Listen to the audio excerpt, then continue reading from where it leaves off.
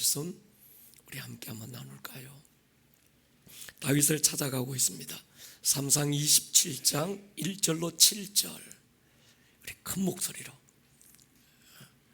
같이 읽겠습니다. 시작. 다윗이 그 마음에 생각하기를 내가 후일에는 사울의 손에 붙잡히리니 블레셋 사람들의 땅으로 피하여 들어가는 것이 좋으리로다. 사울이 이스라엘 온 영토 내에서 다시 나를 찾다가 단념하리니 내가 그의 손에서 벗어나리라 하고, 다윗이 일어나 함께 있는 사람 600명과 더불어 가드 왕 마옥의 아들 아기스에게로 건너가니라.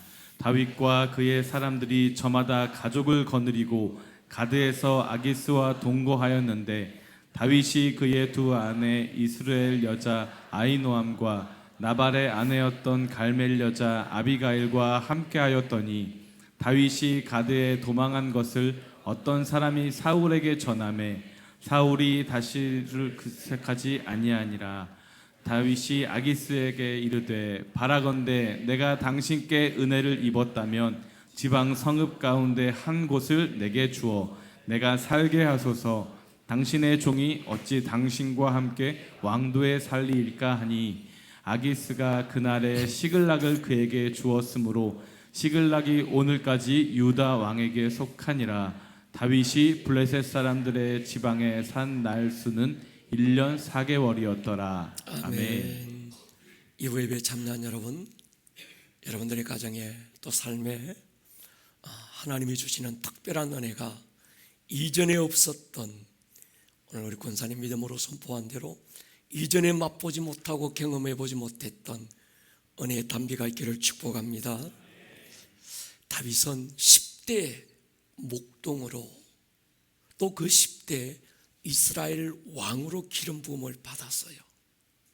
그리고 10대 장돌 하나로 블레셋의 장군 골리앗을 때려 눕히고 국민적 영웅 스타가 됩니다. 그리고 그의 20대는 광야에서 쫓기는 자로 온통 젊음을 불태웠습니다. 다윗은 적어도 광야에서는 전문가였어요. 이스라엘의 모든 광야라고 이름했던 광야에 대해서는 다윗만큼 잘 아는 사람이 없었습니다. 십광야, 마온 광야, 바란 광야, 엔게디 광야를 다 헤매고 다녔던 사람이 다윗입니다. 적지 않은 세월 10년을 쫓기면서 이 광야 저 광야를 다 헤매고 다녀보았지만 어디에도 똑같은 광야는 없었습니다. 마온 광야가 달랐고 바란 광야는 또 달랐습니다. 엔게디는 더더욱 달랐습니다. 여러분, 똑같은 어려움은 없는 것 같아요.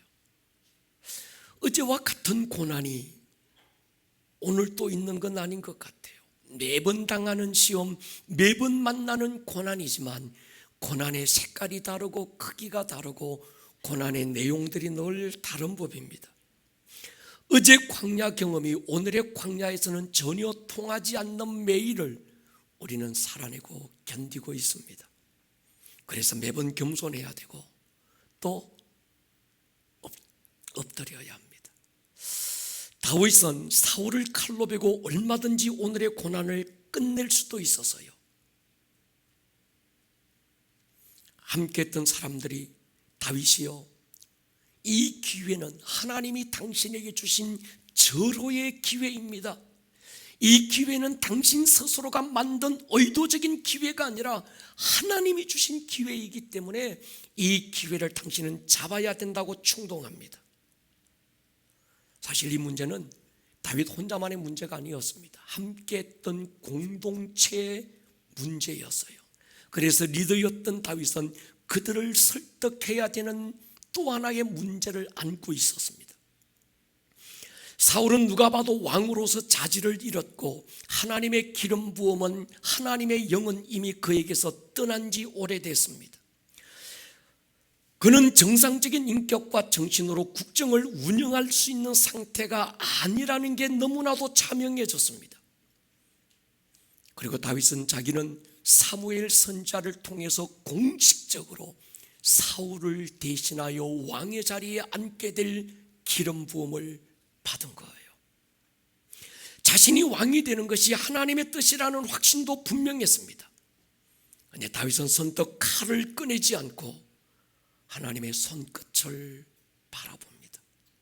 하나님의 뜻을 몰라서가 아니었어요. 하나님의 뜻은 너무나도 선명했습니다.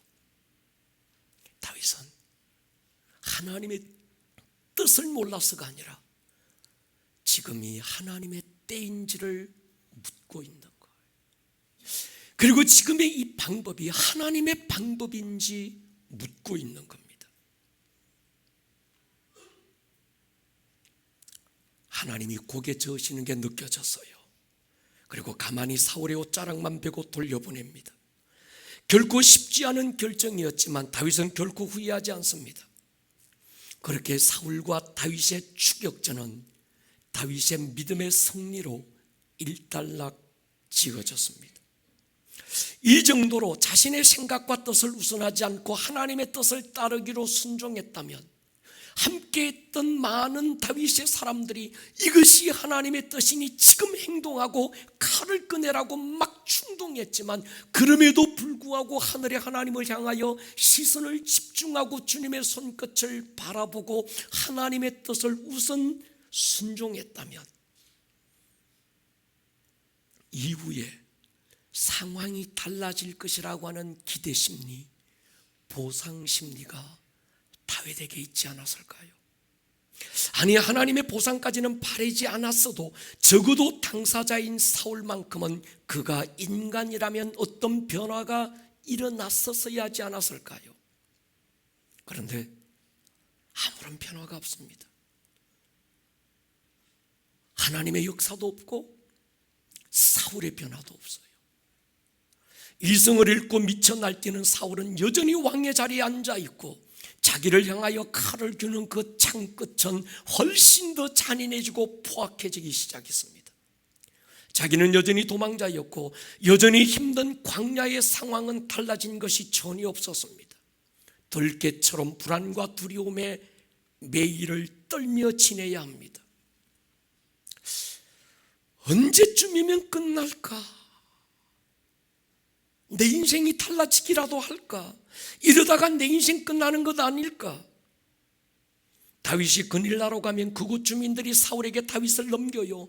10광야 수풀로 숨으면 10사람들이 다윗을 배신합니다. 하나님의 성막 있는 제사장에게로 달려가니 도액이라고 하는 사울의 첩자가 사울에게 밀고 해서 자기 때문에 80명의 제사장들이 죽어나갑니다. 하나님 안에서는 안전한 것 같았는데 현실은 여전히 쫓기고 자신은 도망자 신세라는 것이 달라진 게 아무것도 없습니다. 오늘이 아무리 힘들어도 끝이 보인다면 이길 수 있을 것만 같아요. 그런데 끝이 보이지 않는다는 것이 다윗을 더 두렵게 했습니다. 오늘이 그날이라고 기도하면서 하루를 시작하지만 역시 오늘도 다르지 않는 날일 뿐이었습니다. 갑자기 다윗 안에 불안이 몰려왔고 알 수 없는 두려움이 다윗의 내면을 덮쳐왔어요. 자신이 없습니다.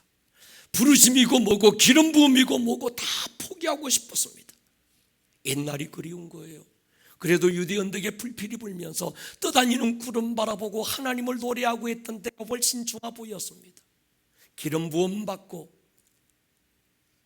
하나님 앞에 부르심 받고 난 다음에 자기 내면의 평화가 사라진 지 오래됐습니다. 여러분, 가장 큰 승리 뒤에 가장 큰 두려움은 이렇게 몰려오고 가장 화려한 사역 뒤에 가장 큰 허전함이 밀려오는 법입니다. 그래서 우리는 이때를 조심해야 합니다. 수많은 믿음의 명장들이 그 순간 무너졌습니다. 우리가 항상 깨어 있어야 되는 이유, 기도를 쉬는 것이 죄가 되는 이유가 여기 있습니다. 번아웃은 열정 있는 사람들에게 찾아오는 감기와 같습니다. 이 번아웃은 부르심이 없는 사람에게는 찾아오지 않는 것 같아요. 열정이 없는 사람은 번아웃이 뭔지를 모릅니다. 그런데 하나님의 부르심이 있고 받은 소명이 분명하고 가슴이 뜨거운 사람들에게 찾아오는 이 번아웃 말이죠. 엘리야를 보십시오. 850명 이방 선지자들 살벌한 위협에도 조금도 두려워하지 않았습니다. 갈멜산의 위대한 승리를 경험합니다. 모든 싸움이 끝났다 싶어 한숨 돌리려는 그때 이세벨의 도끼스린 한마디가 엘리야의 마음을 쪼개버렸어요. 엄청난 두려움의 영이 엘리야를 덮었습니다. 열왕기상 18장 그 영웅 엘리야의 모습이 한 장 넘어가며 19장에서는 어디에서도 찾아볼 수 없습니다.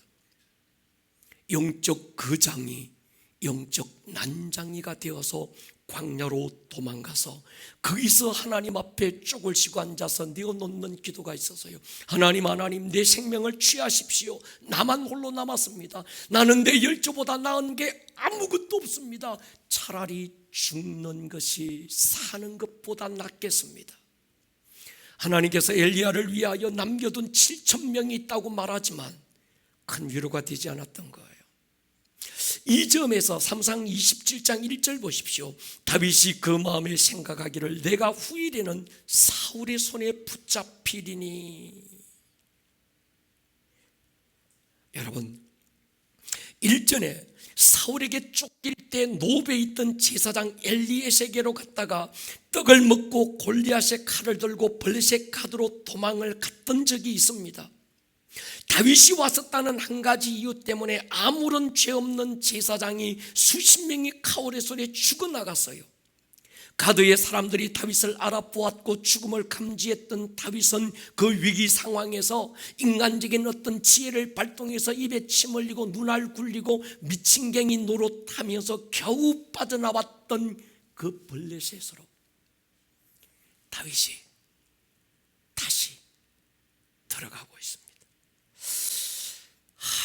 이 다윗의 모습을 보면서 야, 이게 인간이구나.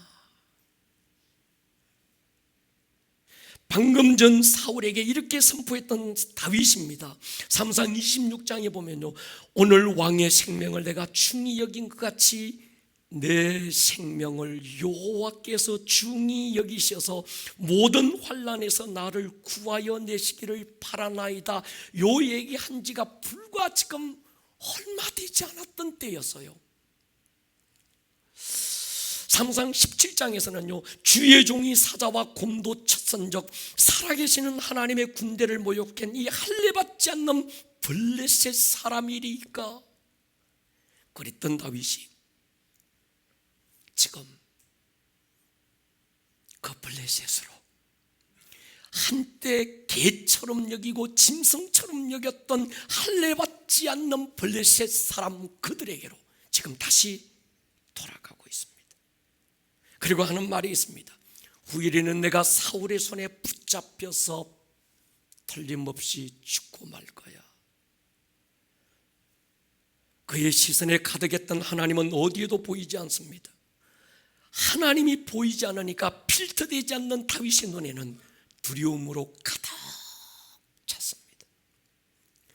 몰아치는 풍랑을 밟고 달려오신 주님, 다른 모든 제자들은 귀신이다, 유령이다 고함 지를 때 베드로가 소리칩니다. 주님이다. 나를 명하여 무리로 오라 하십시오. 베드로야 오라. 그의 시선에 주님이 가득했을 때는 풍랑이 두렵지 않고 거친 파도가 아무런 위협이 되지 않았습니다. 그렇게 한 걸음 두 걸음 바다 위를 걷고 있던 어느 순간에 베드로의 눈에 주님이 보이지 않자 베드로의 눈에는 몰아치는 풍랑만 보였습니다. 합법적으로 두려움은 마귀에게 문을 열어주는 계기가 되고 말았습니다. 여러분, 초청과 영접의 법칙이라는 게 있습니다. 마귀가 우리를 공격할 때 어떤 초청과 영접의 법칙으로 합법성을 가지고 공격합니다. 무슨 말인가 하면 우리가 그를 위해서 문을 열어주지 않으면 마귀는 우리를 합법적으로 공격할 수 없다는 거예요. 마귀가 우리를 공격할 때는 틀림없이 어느 인가부터 그 마귀가 공격할 수 있는 문을 내가 열어준 거예요. 두려움은 마귀가 공격할 수 있는 합법적 문을 열어주는 계기가 됩니다. 여러분, 어떤 식으로든 우리 안에 두려움이 심어주는 건 하나님으로부터 온 것이 아닙니다. 두려움의 문을 닫아버리기를 축복합니다.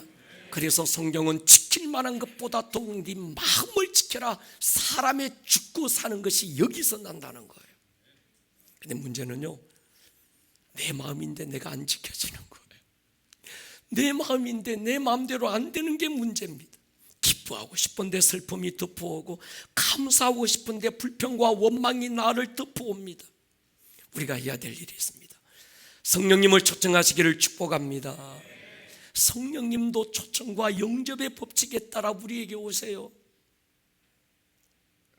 그분은 우리 의지의 제한을 받기도 하고 우리의 불순종에 거역을 당하기도 하고, 그래서 성경은 끊임없이 성령을 제한하지 마라. 왜?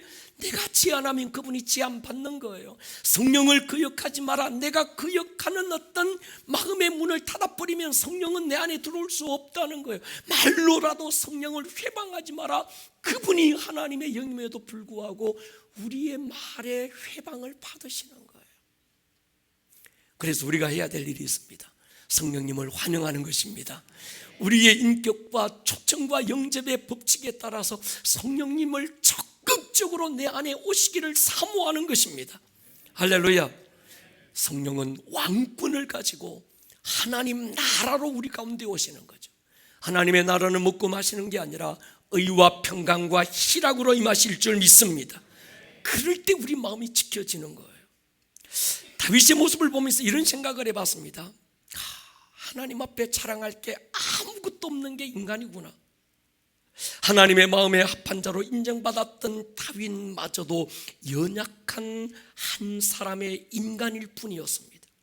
그러고 보면 유대 광야에서 양을 치고 있었던 이새의 8 아들 중에 아무 존재감이 없었던 말제 다윗이나 블레셋 장수 골리앗과 맞짱 떴던 엘라 골짜기의 영웅 다윗이나 엔게디 광야에서 하늘의 하나님을 응시하고 하나님의 손끝만 바라보고 있었던 그 다윗이나 전장에서 화려한 승리의 주인공으로 백성들로부터 사울은 천천히인데 다윗 당신은 만만입니다 칭송받았던 영웅 다윗이나 다른 사람이 아닌 거예요. 그 사람이 이 사람이었고 이 사람이 그 사람이었어요. 다른 게 뭡니까? 믿음이 달랐던 거예요. 아멘입니까? 여러분, 저는 그렇게 믿습니다. 믿음이 사람을 바꿉니다. 다윗이 달랐던 게 아닌데 그 다윗이 그 다윗이었고 그 다윗이 그 다윗이었는데, 그때마다 다윗을 다른 사람으로 만든 건 그의 학식도 그의 경험도 그의 내면에서 나오는 어떠함이 아니라 그때마다 하나님이 그에게 부어주셨던 믿음이 그를 때로는 영웅으로 만들기도 했지만 때로는 초람 폐잔병으로 만들기도 하는 거예요. 여러분, 믿음의 은혜가 있기를 축복합니다. 사람의 크기는 그 사람의 믿음의 크기입니다. 네 믿음이 크도다 큰 믿음도 있지만 내 믿음이 적은 자여 작은 믿음도 있습니다. 내 믿음이 어디 있느냐 부끄러운 믿음도 있지만 내가 이만한 믿음을 만나보지 못했다 위대한 믿음도 있습니다. 그러니까 여러분, 다윗의 승리가 아니라 믿음의 승리라면 오늘 믿음으로 인생을 승부해 보십시다. 하나님의 능력으로 승부해 보십시다. 기름 부음으로 승부할 수 있기를 축복합니다. 다윗이 하는 말을 보십시오. 후일에는 사울의 손에 붙잡히고 말 것이다. 다윗은 원수가 공격할 수 있는 문을 지금 삐그덕하고 열어주고 있습니다. 사실 지금보다 더 심각하고 어려운 상황들이 많았었지만 하나님은 다윗을 지켜오셨고 그때마다 피할 길을 내셨고 그의 생명을 파멸해서 건져오셔서요, 다윗이 하나님의 선하심을 믿는다면 잠시 전 동굴 안에서 하나님의 손끝만 바라보고 있었던 것처럼 하나님에게서 시선을 돌리지 않았어야 했는데, 지금 다윗이 그 시선을 사울에게 지금 돌리고 있는 거예요. 사무엘에게 이스라엘의 왕으로 기름 부음 받은 것이 너무나도 분명하다면 실수하지 않으시는 하나님, 손해보지 않는 하나님, 성도의 고난과 눈물을 낭비하지 않는 하나님을 믿고 하나님의 시간을 기다렸어야 됐었습니다. 그런데 이 다윗이 상황이 몰리고 또 몰리고 몰리다 보니까 다윗이 시선을 놓쳐요. 하나님께서 놓쳐버린 그 시선에는 두려움이 덮어오는 거예요. 그 두려움이 과거에는 없었던 게 아닙니다. 이전에도 있었고 이전에는 더 큰 두려움이 언제나 있었는데, 보이지 않던 두려움이, 베드로에게 파도가 막 물결이 치지 않았는 게 아니라 여전히 물결은 예전에도 치고 있었고 그때는 물결을 밟고 끌었는데 지금은 두려움에 빠진 거예요. 이유가 뭘까? 믿음인 거예요. 여러분 보십시오. 다윗의 말 굉장히 중요합니다. 후일에는 사울의 손에 붙잡히고 말 거야. 그리고 난 죽을 거야. 망할 거야. 다윗의 얘기가 아닙니다. 우리 얘기입니다. 후일에는 내가 이러다가 죽을 것 같아. 그래, 내 인생 이러다가 끝날 것 같아. 후일에는 내가 병들어서 이 병으로 내가 꼭 죽을 것만 같아. 난 망할 거야. 내 자녀들이 어떤 어려움에 처하고 말 거야. 여러분, 이 생각은 원수에게 문을 열어주는 계기가 된다는 걸 잊지 마시기를 축복합니다. 그런 생각들이 당신 마음의 문을 노크할 때마다 여러분에게는 이미 주어진 예수 이름의 능력이 있습니다. 예수의 이름으로 유산될 것을 선포하시기를 축복합니다. 두려움은 단순한 생각이나 감정이 아닙니다. 배후에 영적 실체가 존재하고 있습니다. 아람 왕 벤하닷이 대군을 이끌고 이스라엘을 공격해서 사마리아라는 성을 포위했던 적이 있습니다. 성 안에 갇혀서 굶주렸던 백성들은 자기의 자식을 삶아 먹어야 되는 절박한 상황까지 몰리고 말았습니다. 그때 이스라엘 왕이 하나님의 사람 엘리사를 협박하는 거예요. 종로에서 뺨 맞고 한강에서 분풀이 한다고 모든 분풀이가 하나님의 종에게 쏟아졌어요. 엘리사가 왕에게 선포합니다. 내일 이맘때에 사마리아 성문에 고운 가루 한 서알을 한 세겔로 매매하고 보리 두 서알을 한 세겔로 매매하게 될 것입니다. 여러분, 지금 이 상황은 사마리아 성 안에 먹을 것이 없어서 아사 직전의 상황에 놓였는데, 내일 아침 이맘때, 그러니까 일주일 후도 아니고 한 달 후도 아니고 1년 후 10년 후도 아니고 아니면 어느 때인가 이런 일이 일어날 거라는 얘기가 아니고, 내일 아침 이맘때 사마리아 장터에 밀가루와 보리가 넘쳐서 매매가 이루어질 것이라는 믿음의 선포였어요. 이때 이 엘리사의 이야기를 듣고 있던 한 장관이 이런 말을 합니다. 왕하 7장 2절 보십시오. 같이 한번 읽을게요. 시작. 그때 왕이 그의 손에 의지하는 자 곧 한 장관이 하나님의 사람에게 대답하여 이르되 여호와께서 하늘에 창을 내신들 어찌 이런 일이 있으리요 하더라. 엘리사가 이르되 내가 내 눈으로 보리라. 그러나 그것을 먹지는 못하리라 하니라. 그날 밤 하나님은 나병 환자 4사람의 발걸음을 군대의 말발굽으로 사용하셔서 아람 대군이 자멸하게 만듭니다. 그들의 진영에 남아있던 군수물자, 복음물자들을 통해서 선지자가 선포했던 다음날 그맘때 그 말이 이루어지게 했어요.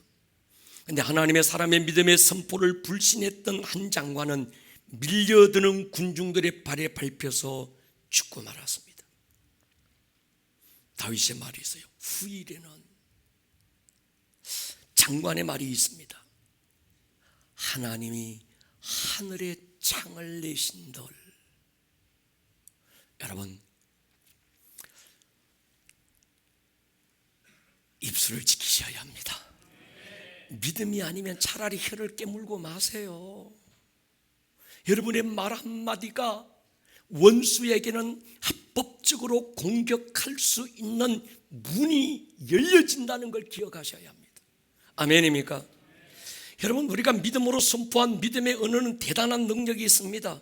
하나님 나라의 영성은 구하는 걸 넘어 이미 이루어질 줄 믿고 선포하는 것입니다. 전에 우리의 영성은 주세요 주세요 막 이거였는데, 이제 우리가 시즌이 바뀌면서 하나님 나라의 영성으로 가자고 할 때는 믿음의 눈을 열어보니까 이미 하늘에서는 이루어져 있는 하나님의 뜻이 있다는 걸 보는 거예요. 그게 보이니까 이루어진 줄 믿고 오늘은 구함을 넘어서 선포하는 것입니다. 복음서적 제자 넘어 사도행전적 제자의 영성은 베드로처럼 은과 금은 내게 없지만 내게 있는 게 있다. 뭔데요? 나사렛 예수 그리스도의 이름이다. 무엇을 먹을까 마실까 입을까 구하지 않고 하나님의 나라가 임하기를 구하고 하늘에서 완성된 하나님의 뜻이 내 땅 내 삶 가운데 풀어질 것을 선포하시기를 축복합니다. 구원에 머물렀던 영성을 넘고 부르심의 영성으로 복음적 제자에 머물렀던 영성을 뛰어넘어서 하나님 나라 차원의 영성으로 가자고 우리는 금요일 철야 때마다 외치고 있습니다. 처음 코로나가 3년 전에 왔을 때 이 코로나는 우연히 일어난 일이 아니라는 확신이 있었습니다. 국지적으로 아프리카의 어느 나라에 어떤 부족에, 아니면 어떤 그 아메리카의 어떤 한 주에, 아니면 어떤 아시아의 어떤 한 나라에, 아니면 어떤 이런 어떤 나라 국지적으로 일어났던 일이라면 그 일어난 일 가지고 이게 하나님이 일으키신 뜻이야 라고 얘기하면 그건 무식한 겁니다. 그런데 전 세계가 동시에 각 나라의 문을 닫고 예배당의 문이 동시에 일시적으로 닫혔다는 건 이건 하나님이 하신 일이 틀림없는 거예요. 아멘입니까? 그렇다면 도대체 이 하나님께서 코로나를 주신 건 아니지만 허락하신 이유가 뭘까? 우리는 찾기 시작했습니다. 그때 마태복음 21장 성전의 본질을 선포하시면서 비본질적인 것들을 썰어내고 돈 바꾸는 자, 매매하는 자 다 내쫓으며 주님이 선포하신 한마디가 있습니다. 내 집은 만민이 기도하는 집이다. 요한복음 15장에 예수라는 포도나무에 붙어있는 가지였지만 열매 없는 가지, 예수 열매 맺지 않고 엉뚱한 다른 열매 맺은 가지들은 주님 나무에 붙어있어도 유감없이 가지를 찍어내시는 주님의 가지치기가 이 코로나라고 우리는 확인했습니다. 지금 코로나가 끝났습니다. 주님 앞에 엎드렸을 때 주님은 into the deep, 더 깊음을 제게 말씀했어요. 깊어진다, 깊어져라. 이 말은 어쩌면 더 메마름의 시즌이 온다는 거였습니다. 기도의 집에 앉아서 하나님께 여쭈었습니다. 주님, 이 메마름은 언제 끝납니까? 분명한 감동이 제 안에 일어났습니다. 이 목사 가지를 치다가 그루트기만 남을 때까지 내가 이걸 칠 거야. 그리고 내가 너와 아름다운 꿈의 교회를 이 메마름의 시즌을 뚫고 나갈 그루트기로 남겼다. 특히 이 교회 다음 세대는 다음 시즌을 위해서 내가 남겨둔 나의 그루터기들이다. 아멘입니까? 아브라함은 하나님이 남겨두신 그루터기였습니다. 모세, 여호수아 다음 시즌을 위해 남겨진 자들이었어요. 다윗, 에스더, 메마름의 시대를 이기고 나갈 하나님이 남겨두신 거룩한 씨앗이었습니다. 그래서 우리는 그런 확신이 있습니다. 우리 교회는 하나님이 남겨두신 그루터기들입니다. 남겨진 자들인 줄로 믿습니다. 밤나무 상수리나무가 배임을 당해도 그루터기는 남기시는 하나님. 아무리 흉한 보릿고개 넘어가더라도 종자 씨를 먹어 치우는 어리석은 농부는 없는 거지요. 그런 확신이 있어요. 우리가 그루터기라면 우리는 절대로 쓰러지지 않습니다. 포기하고 싶어도 포기할 수 없는 이유, 주저앉고 싶어도 우리가 주저앉을 수 없는 이유, 우리가 무너지면 하나님의 다음 시즌이 무너지는 거예요. 무너지지 마십시다. 네가 믿으면 하나님의 영광을 보리라. 누구에게 한 말일까요? 오라비의 죽음 앞에서 비통해하던 마리아에게 주신 주님의 선포였어요. 두려워 말고 믿기만 해라. 사랑하는 딸아이의 갑작스러운 죽음 앞에 두려워 떨고 있던 회당장 야이로에게 던진 말씀이었습니다. 오늘 우리도 그 말씀을 다시 듣습니다. 두려워 말고 믿기만 해라. 네가 믿으면 하나님의 영광을 보리라. 여러분, 믿음으로 살아내십시다. 믿음으로 반응하십시다. 믿음이 아니면 가지 말고, 믿음이 아니면 하지 말고, 믿음이 아니면 먹지 말고, 믿음이 아니면 마시지 말고. 아멘입니까? 믿음으로 승부하시기를 주의 이름으로 축원합니다. 오늘 다윗의 실패가 여기 믿음의 실패로 이어지는 거예요. 야, 그도 역시 인간이었구나. 계속되는 불안과 두려움, 가장 약한 부분을 뚫고 나타나기 마련이거든요. 불의된 아이는 불만 보면 두려움으로 가득합니다. 잘못된 불신앙의 선택은 또 다른 불신앙을 선택하게 만드는 겁니다. 다윗은 또다시 이전에 쪽팔렸던 정말 초라해졌던 그 자리, 블레셋 왕 아기스에게로 도피를 선택해요. 문제는 상황이 그때와 달라졌다는 겁니다. 그때는 개인적인 문제로 끝났던 것이 지금은 개인의 문제를 넘어 국가적인 문제로 확대되었습니다. 전에는 숨어서 비밀리에 들어갔는데 이젠 공식적인 입장에서 적의 나라로 망명 들어가고 있는 겁니다. 전에는 혼자 들어갔는데 지금은 600명의 군대와 함께 들어가고 있습니다. 전에는 자기 목숨 구걸하기 위해 숨어 들어갔지만 지금은 이스라엘을 공격하기 위하여 자기 동족의 적이 되어 들어가고 있습니다. 가도왕 아기스는 굉장히 환영했을 거예요. 그런데 하늘의 하나님은 오늘의 다윗을 안타까워하고 계시는 거죠. 3상 28장 보십시오. 그때 블레셋 사람들이 이스라엘과 싸우려고 군대를 모집한지라 아기스가 다윗에게 이르되 너는 밝히 알라. 너와 네 사람들이 나와 함께 나가서 군대에 참가할 것이니라. 다윗이 아기스에게 이르되 그러면 당신의 종이 행할 바를 아시리이다 하니 아기스가 뭐라고 그럽니까? 그러면 내가 너를 영원히 내 머리 지키는 자로 삼을 것이다. 이런 지경까지 간 거예요. 여러분, 다윗이 누굽니까? 이스라엘 왕으로 기름 부음 받은 자입니다. 차기 이스라엘의 왕이 될 자입니다. 비록 지금은 쫓기고 고난의 산을 넘어가고 있지만 틀림없이 멀지 않은 시간대 그가 이스라엘의 왕으로 등극할 자예요. 그런 다윗이 이스라엘 적군의 선봉에 서서 이스라엘을 공격해야 될 환경이 몰려져 간 거예요. 만약에 그렇다면 다윗이 부르시면 끝나버렸을 거예요. 오늘의 이 고난을 블레셋을 통해 잠시 피할 길을 얻을 수 있었을지는 모르겠지만 적의 선봉에 서서 자신들을 공격했던 사람을 누가 왕으로 인정하고 따르겠습니까? 다윗의 일생에 가장 큰 시험, 작은 시험 피하려고 넘어갔는데 더 큰 시험이 찾아온 거예요. 여러분, 작은 시험에 무너지면 더 큰 시험이 찾아오는 법입니다. 작은 시험 피하면 큰 시험 만나요. 아멘 하셔야 합니다. 피하지 말고 정면 승부하십시다. 목금 빼들고 싸우는 척하지 말고 작은 시험이지만 진금승부할 수 있기를 주의 이름으로 축원합니다. 그래야 이길 수 있습니다. 인간의 생각, 인간의 어떤 짧은 어떤 이 지혜를 가지고 그래 내가 요걸 지금 피하는 게 굉장히 지혜로운 것 같고 편할 것 같은데 그러나 그 결과는 그렇지 않았다는 거예요.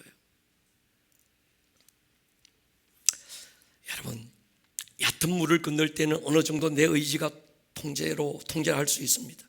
근데 깊은 물은 물의 의지가 나를 통제하고 삼키는 거예요.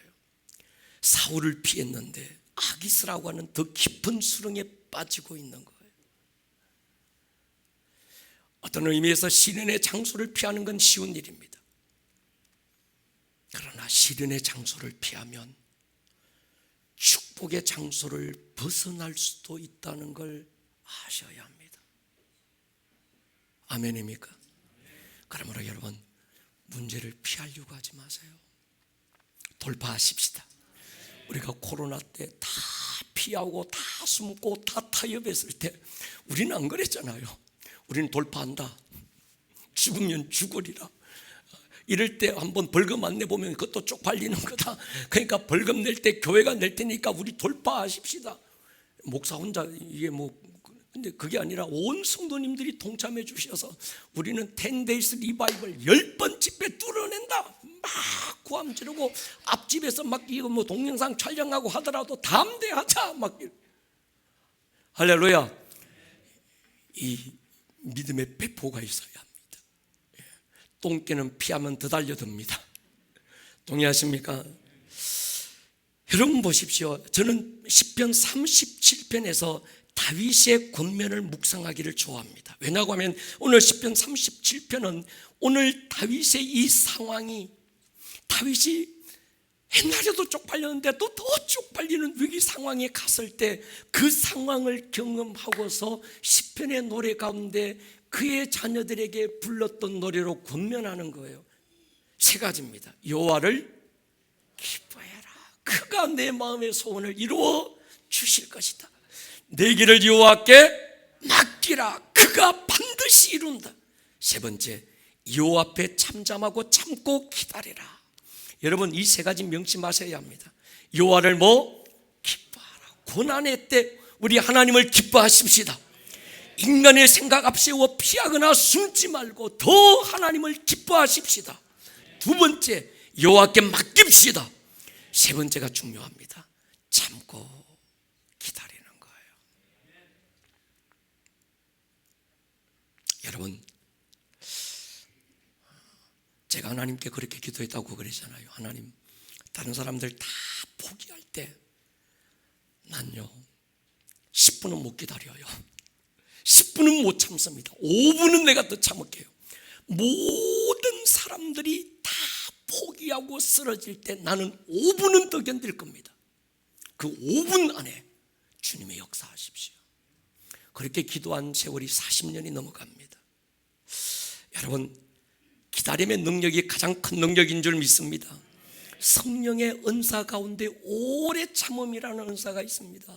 성령의 열매 가운데 오래 참음이라는 열매가 있습니다. 고린도전서 13장에서 사랑을 이야기할 때 단연 어떠니 사랑은 언제나 오래 참는 겁니다. 아멘입니까? 제가 목사가 돼서 이까지 살아오면서 깨닫는 게 있어요. 그 사람의 실패는 능력이 없어서 실패가 아니고 가진 지식이 부족해서 실패가 아니고 환경이 어려워서 실패한 게 아니라 오래 참음에서 실패한 게 그 사람의 실패의 원인이 되더라고요. 아멘입니까? 믿음은 오래 참는 것입니다. 하나님은 기다림에 실패한 사람을 쓰지 않고 오래 참음에 훈련되지 않는 사람을 하나님의 역사의 선봉에 세운 적이 없습니다. 제가 이 부분을 오늘 다윗의 이야기를 묵상하며 고민이 많아서요, 아무리 생각해도 다윗의 처사가 이해가 안 되는 거예요. 아니 어째 사람이 망가지고 분별력을 잃는다고 해도 이 정도까지 갈 수 있나? 이 정도로는 말이 안 된다고 생각하면서 다윗이 이렇게까지 망가지게 된 이유가 뭘까? 잠깐 전에 하나님의 손끝을 바라보고 정말 인간적인 수단과 방법과 때를 다 내려놓고 사울의 옷자락만 가만히 베고 그가 하나님 앞에 믿음을 보였던 그 다윗이 어떻게 불과 지금 며칠이 지난 게 아닌데 바로 돌아서고 난 다음에 어떻게 다윗이 지금 이렇게 망가질 수 있을까? 도대체 이유가 뭐고 도대체 지금 이 원인이 뭘까? 제가 찾기 시작했습니다. 그런데 찾는 제 눈에 한 가지가 보였습니다. 3절에 보면요, 다윗이 그의 두 아내 이스라엘 여자 아히노암과 나발의 아내였던 갈멜 여자 아비가일과 함께했다. 제 눈에 확 들어온 두 사람이 아히노암과 아비가일이었습니다. 다윗이 블레셋 아기세게로 가는 이 장면에서 굳이 필요 없는 설명을 성경은 지금 넣고 있는 거예요. 이 타이밍에 성경은 왜 다윗의 두 아내가 함께했다는 설명을 하고 있을까? 여러분 아시는 대로 유대인은 관습상 절대로 성경 어디에도 여자의 이름을 밝히지는 잘 않습니다. 드문 일입니다. 그리고 지금 이 두 사람은 성경에 그렇게 중요한 인물도 아닙니다. 이 두 사람의 이름이 여기서 한번 거론되고 성경 어디에도 거론된 적이 없습니다. 제가 도대체 다윗이 왜 이 말도 안 되는 결정을 했지 할 때, 이 두 아내가 다윗의 마음을 요동하게 만들었겠구나. 답은 아닙니다. 근데 제 생각이에요, 제 생각. 성경 어디에 목사님 그런 게 어디 있습니까? 할 말 없습니다. 근데 성경에 굳이 이 여자의 이름을 밝히고 있는 걸 봐서 밝힐 이유도 없는데 밝히는 걸 봐서 아마 다윗이 어떤 이런 말도 안 되는 결정을 하는 일에 영향력을 주었겠구나. 믿음의 아내들이여, 여러분의 남편에게 선한 영향력을 주십시오. 제가 목회하며 깨달은 게 있어요. 우리 여자 성도님들 죄송합니다. 용서하십시오. 남자들도 마찬가지. 목회하며 깨달은 게 뭔가 하면, 부부가 어떤 시험거리가 딱 오면 두 사람이 생각이 똑같아져요. 누가 한 사람이 시험 들면 옆에서 분별력을 가지고 당신 그건 잘못하는 거야, 하나님 앞에서 잣대를 정확하게 가면 생각해봐, 당신의 생각은 원수에게 쏟고 있는 거야, 이야기해 주면 사는데, 아나니아와 삽비라처럼 그렇게 되는 거예요. 어쩌면 시험이 오니까 부부가 왜 그렇게 생각이 닮아가고 똑같아지는지 말이죠. 여러분의 아내가 시험 들거든 남편이 중심을 잡아 주십시오. 여러분의 남편이 혹시 어떤 이런 부분에서 중심을 잃어버릴 때가 있거든, 아내들이요, 여러분이 잡아주시기를 축복합니다. 그러면 살아요. 근데 문제는 그렇게 되는 게 어렵더라는 거예요. 돕는 배필이 되기를 축복합니다.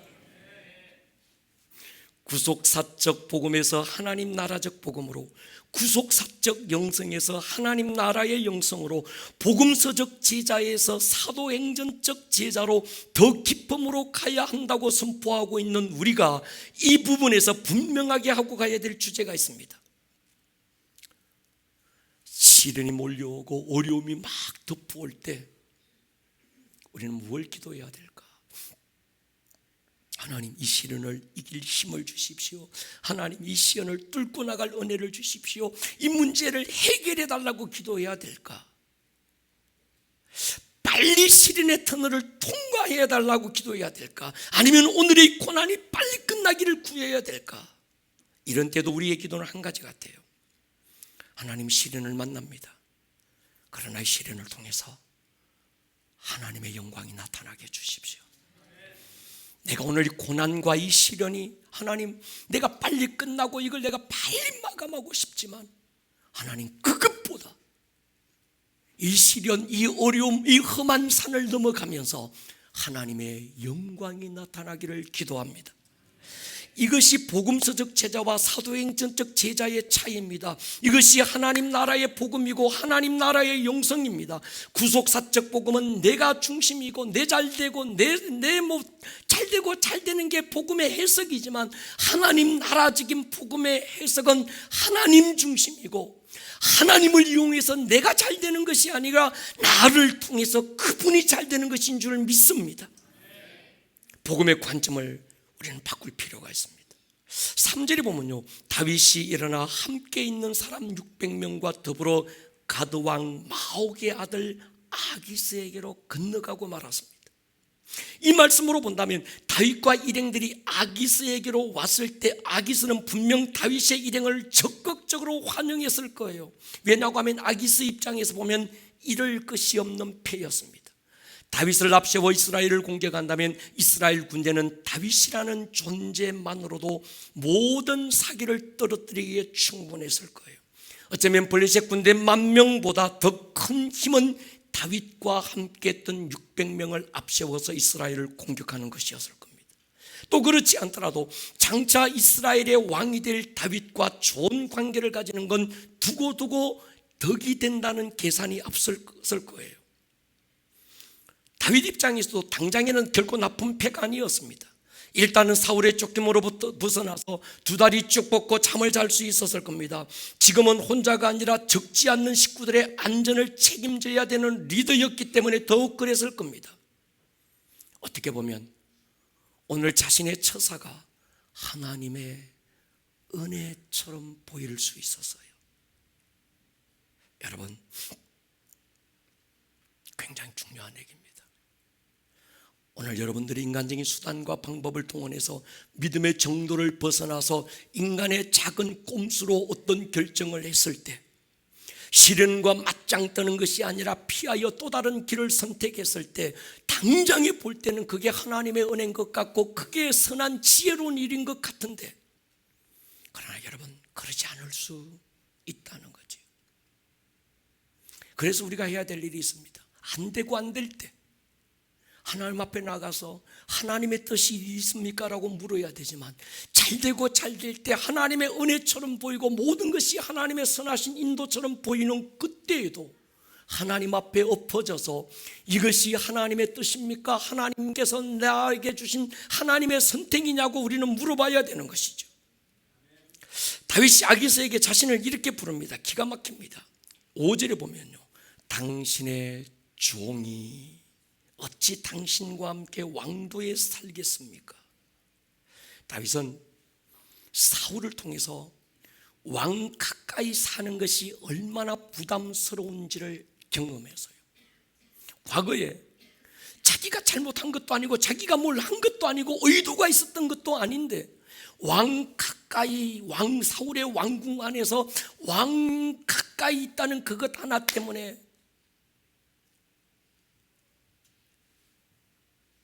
이 촐랑대는 몇 여인들이 아무 생각 없이 그냥 노래 부른 거예요. 사울은 천천히고 다윗은 만만입니다.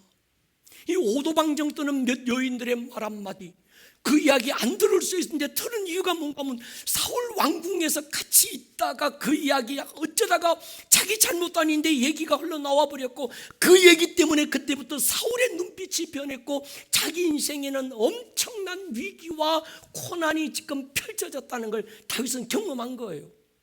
그러다 보니까 그 트라우마가 지금 아기스에게 얘기하고 있는 겁니다. 납득하기 어려운 부분이 있어요. 당신의 종. 다윗이 스스로를 아기스의 종이라고 부릅니다. 이건 겸손이 아니라 비굴인 거죠. 전에 골리앗을 상대했을 때 그가 했던 말, 주의 종이 사자와 곰도 쳤은 적 살아계신 하나님의 군대를 모욕한 할례받지 않는 블레셋 사람들이니까 그가 그 짐승의 하나와 같이 될 것입니다. 그랬던 다윗이 할례받지 않는 이방인 아기스를 자기의 주라고 부르고 자기는 스스로를 종이라고 부르고 있습니다. 이건요, 다윗과 하나님과의 거리의 바로메타였어요. 여러분, 사람들이 물어요. 목사님 기도 좀 해주이소. 뭘 기도해 줄까요? 주님과 나와의 거리가 얼마나 될까요? 주님이 나와 함께 하시는 걸까요? 여러분, 기도받을 필요 없습니다. 여러분의 입의 말을 점검해 보세요. 그게 가장 정확한 바로메타입니다. 어디 예언 기도 받으려고 머리 내밀지 마세요. 그 점쟁이들이 하는 겁니다. 여러분과 하나님과의 거리는 여러분들의 입술의 말, 기도의 자리 말고, 예배의 자리 말고, 일상의 삶에서, 가정에서, 부부간의 대화 가운데, 아니면 직장에서, 사업과 일터에서, 아니면 혼자 있을 때, 아니면 어떤 어려운 문제를 만났을 때 여러분들의 입에서 나오는 말이 가장 정확한 하나님과 여러분과의 거리를 측정하게 될 거예요. 다윗이 사울을 피해 스스로 도망하여 블레셋 아기스에게로 가서 산 시간이 정확히 1년 4개월 16개월이었습니다. 다윗의 생애에 가장 부끄러운 시간이 아마 이 16개월이었을 거예요. 지워버리고 싶고 생각하고 싶지 않고 돌아보면 두고두고 그때 내가 왜 그랬을까 가슴 치고 후회스러운 시간들이 바로 이 16개월이었을 거예요. 여러분, 깨닫는 게 있습니다. 믿음으로 살지 않은 시간은 산 시간으로 기억되는 것이 아니라 죽은 시간으로 오늘을 사는 거예요. 우리 믿음으로 살아내 보십시다. 장수하고 오래 사는 것만 복이 아닙니다. 하나님 기억에 담아둘 수 있는 시간으로 오늘을 사는 거예요. 머리를 한번 숙여 보십시다. 사랑하는 여러분,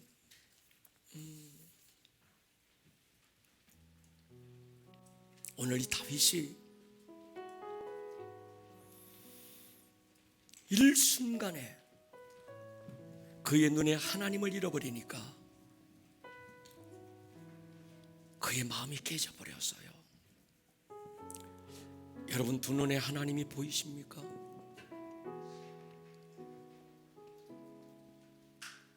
바로메타가 있습니다. 여러분의 손에 채워드렸던 이 밴드가 여러분을 지킬 것입니다. 어떤 분은 제게 그래요. 목사님, 1g도 안 되는 게 천근처럼 느껴져요, 이래요. 그래서 제가 그랬습니다. 그렇게 느껴지라고 그렇게 만든 거야. 목사님, 좀 이거 색깔을 눈에 잘 안 띄는 색깔로 해주시지 왜 이거 눈에 잘 띄는 것 해줘가지고 쪽팔려서 못하고 다니겠다고. 보이라고 한 거예요. 이렇게라도 입술에 채가를 먹여서 운명을 바꾸자는 거예요. 그래서 여러분, 믿음이 아니면 차라리 혀를 깨무십시다. 아멘입니까? 끝까지 한번 우리 이겨내 보십시다.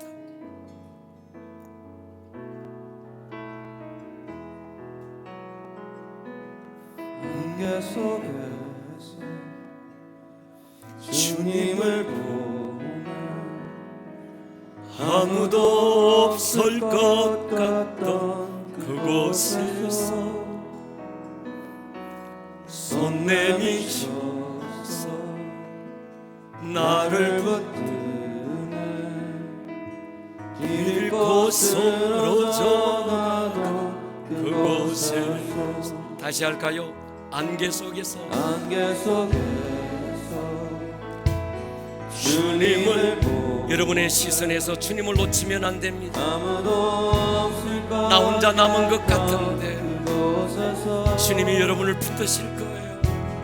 손 내미셔서 나를 붙드네 길곳으로 전가던 그곳에서 주 말씀하신 내 손잡으라고 내가 곧 길이요 진리 생명이니 나도 길을 보내 주 예비하신 곳 다른 길로 돌아서지 않으리. 예수의 길 그 좁은 길 나는 건네 주 손잡고 그 무엇도 두렵지 않네. 주님 주신 약속 내게 있으니 세상의 길 험한 길 승리하네 성령으로 그 무엇도 바라지. 자리 소리 한번 일어서십시다. 하늘에 내 예수의 길 예수의 길 좁은 길 나는 건네 주 손잡고 그 무엇도 두렵지 않네. 주님 주신 약속 내게 있으니 세상의 길 세상의 길 그 험한 길 승리하네 성령으로 그 무엇도 바라지 않네. 저 하늘에 내 소망 오직 믿음으로 살아보십시다. 오직 믿음으로 믿음으로 내가 살리라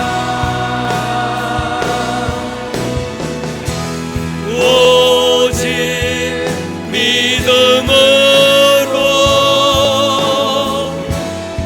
믿음으로 내가 살리라 오직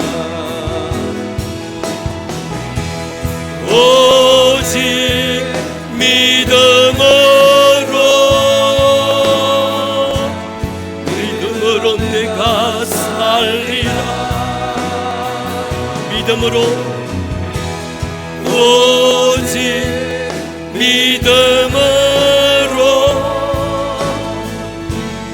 믿음으로 말미암아 살리라.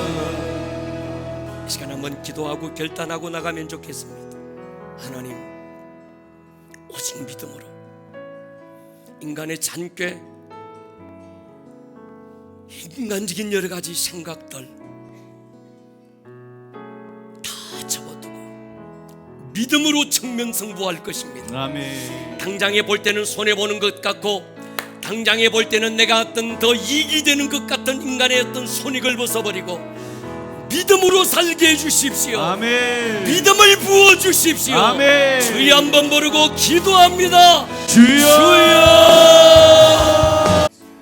오늘 들었던 이 말씀이 듣는 말씀에서 끝나지 않고 여러분들의 삶에 살아내는 말씀으로 생명력 있는 말씀이 될 수 있기를 주님의 이름으로 다시 한번 축복합니다.